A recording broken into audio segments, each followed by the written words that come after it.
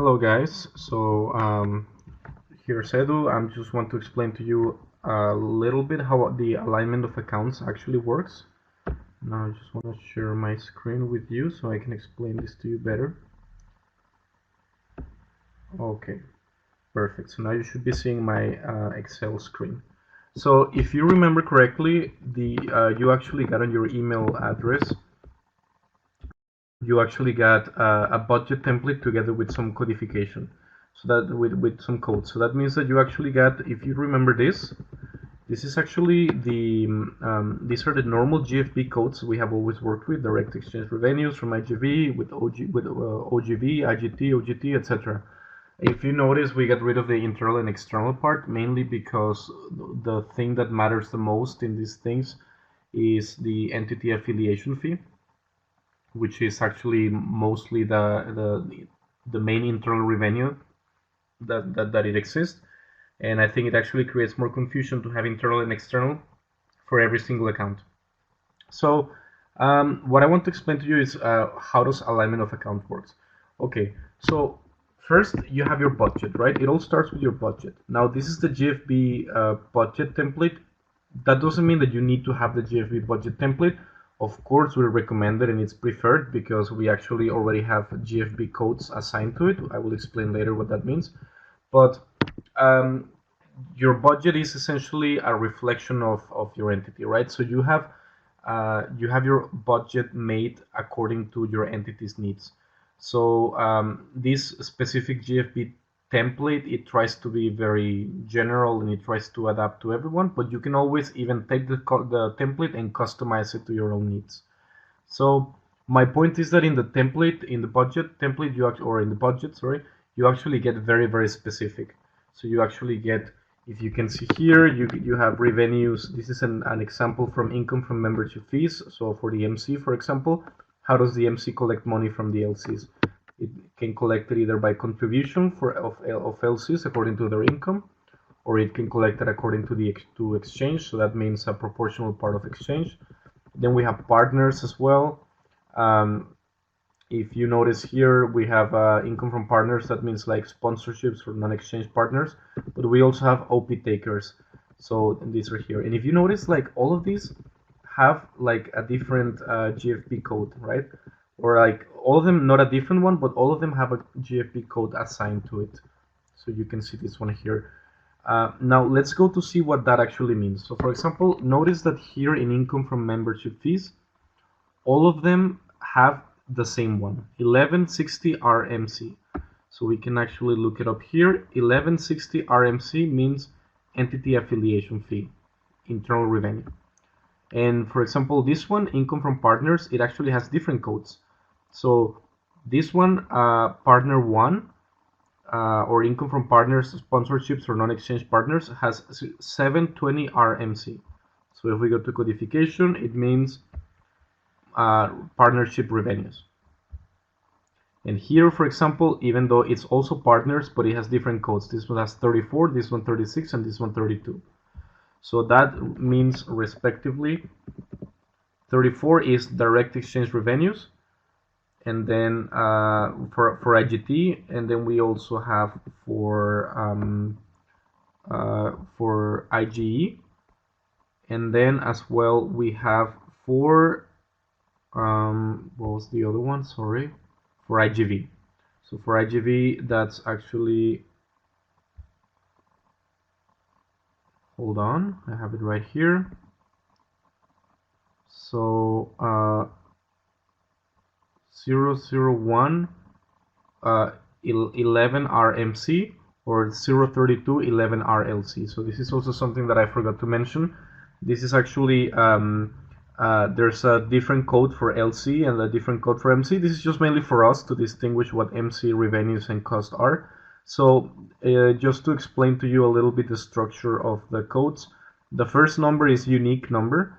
So this is actually just all of them have a different number. If you notice here, the first one is just telling us like it actually goes consecutive one after the other. It's just for us to organize ourselves.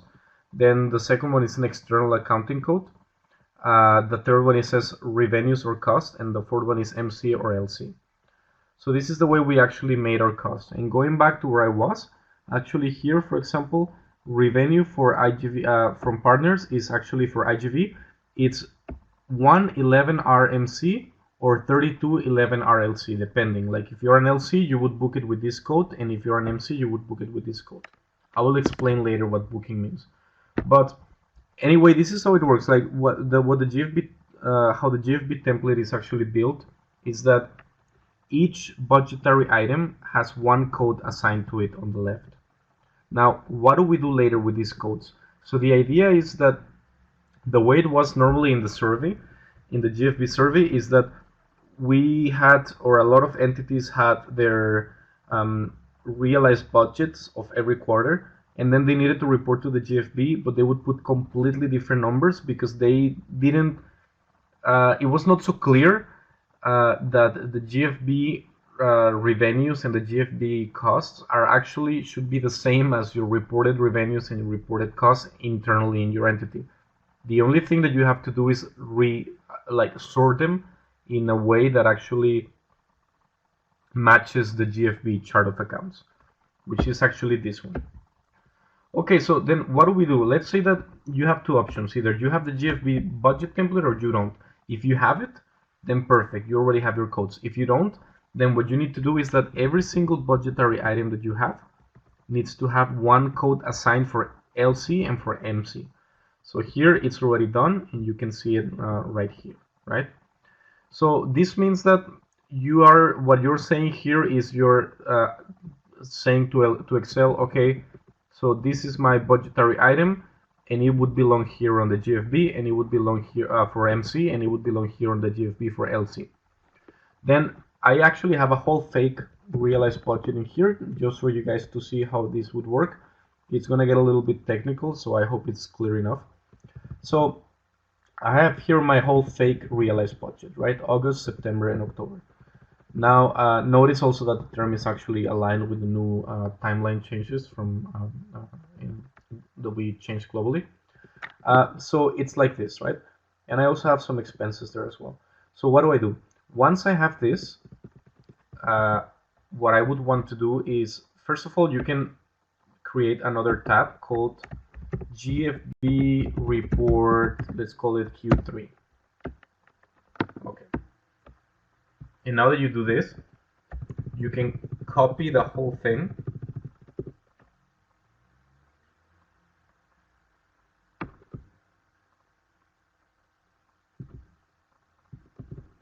So I have it here copied.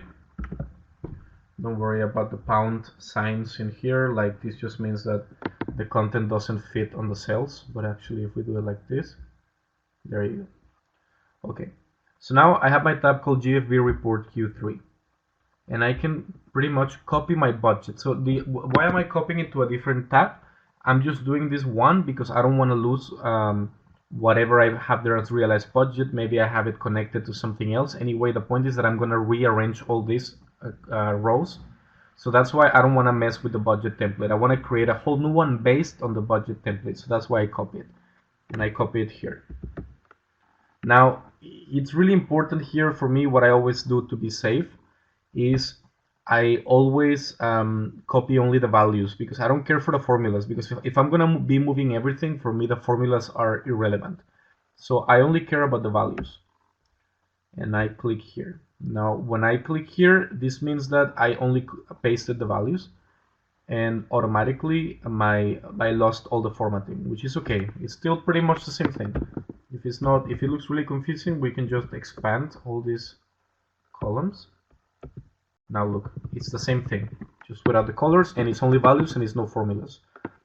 So what I have here is, if you notice here, let's assume that I'm working for the MC, and I have here these codes, right? So I want to arrange them according to these codes. Like the way they're arranged now, if you notice in the budget, they're arranged according to the budget accounting code, according to the GFB template. But I don't want this. Like now I want to report to the GFB, and I want to align them to the GFB code. So what I do is I choose the whole thing like this. Takes a while. Then I click sort. Sorry that this is in German, by the way. I don't know why my Excel got installed in German. I actually chose to do it in English, but it shouldn't be a big problem. Yeah, so now I choose here, which is in English is called custom sort. Like this is sort and filter, and this is called custom sort. And then I choose which column I want to use as sorting. So here I want column D because I'm working for the MC. So I want column D, which is called GFB code MC. It's right here. And it's sorting according to value. And it's sorting from A to Z. So I will do that.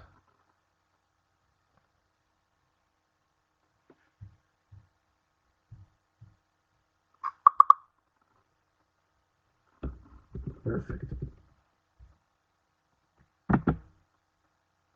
I will erase this. Okay, so now I actually have this. Like now, if you notice, I have pretty much my realized budget put into the GFB codes, but it still looks a little bit confusing. Like it's still, first of all, it's taking only the values that had a code.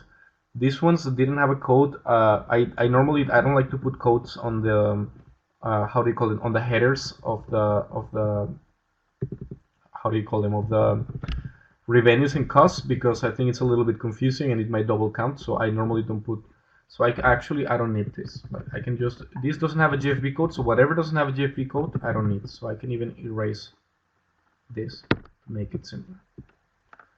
And now pretty much this is my GFB. This is my GFB chart of accounts. What I do here, in, like if you want to make it even clear, you can separate this according to the code. So 001, all this is 001. So I click here, insert, and I make a space. So here in English is just right click and then insert row or insert cell, depending if you're using Google Sheets or if you're using Excel. And then number 2, I can also separate it here like this. I can do the same with number 3.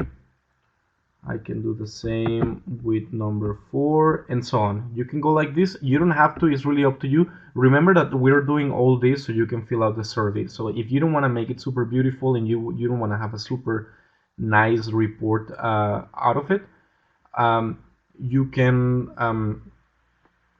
only have it as long as it's understandable for you. I'm just trying to make it a little bit clearer for you who are watching, so you can actually see how we separate this. Okay, so now that I have it like this, I don't want to separate all the things because it would be a very long video. If you notice, this is actually our chart of accounts from the GFB. Like these are our this coding is actually our direct exchange revenues coming from IGV, and then this one is our direct exchange revenues coming from OGV, and this one from IGT, and so forth. So if you notice, we're done with GFB reporting. Like this is actually what we need. This is pretty much the way all the numbers that we need for GFB, and then you don't really have to rebook everything again or fill out all the information again. You already have it. Like your budget shouldn't change. So the only thing that you need to do is resort your budget, and so we have it pretty much done in here.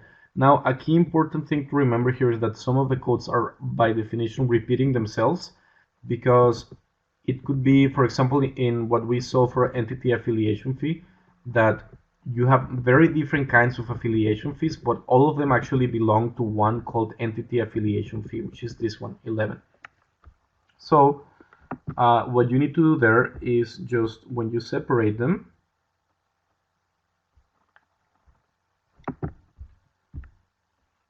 you can pretty much just create a sum.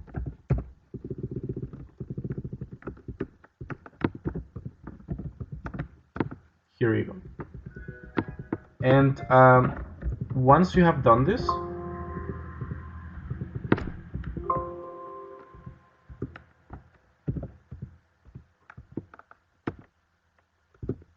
once you have done this, sorry, you can actually or you already have your entity affiliation fee, because all of your codes that were relating to entity affiliation fee, which is 1160 RMC, are already here, and they're already divided by month, and you can already have them here. And you notice that this is not the only one that has more than one. For example, this one, 1270 RMC. I don't remember what the code is, but we can look it up here. 1270 RMC. Sponsorships and donations. So sponsorships and donations also has two codes, because in your budget you like to divide revenue from public funds from revenue from private donations. If that makes sense for you in your country or whatever, then that's perfect. This is the way you do it. But for the GFB, we call this account only 1270 RMC, which is sponsorships and donations. So once we have this, we actually make sure that you already are you're already reporting to GFB. And the same goes with costs. Like later we go with costs here, and it's exactly the same here, the same thing here, the same thing here. So we have here 2451 CMC. So that is actually, we can even look it up here, overhead cost for office. And as you can see, this is really up to you, up to your own creativity, up to your own, the way you want to sort it out. But you already have them in order, so you just have to either sum them up, or if you want to sum them up first in the budget and then export them here, you can also do that. But the main idea is that with the codes, you can convert your budget into the GFB report, and then you can actually fill out the survey much easier. Yes, so from my side, that's it. I just wanted to show you how to resort your budget and turn it into a GFB report. So as you can see, this is the way we do it. If you have any questions about how to do it, or you think this is too technical, then please contact me, and we can also try to find other ways to make this more simple. So thank you very much.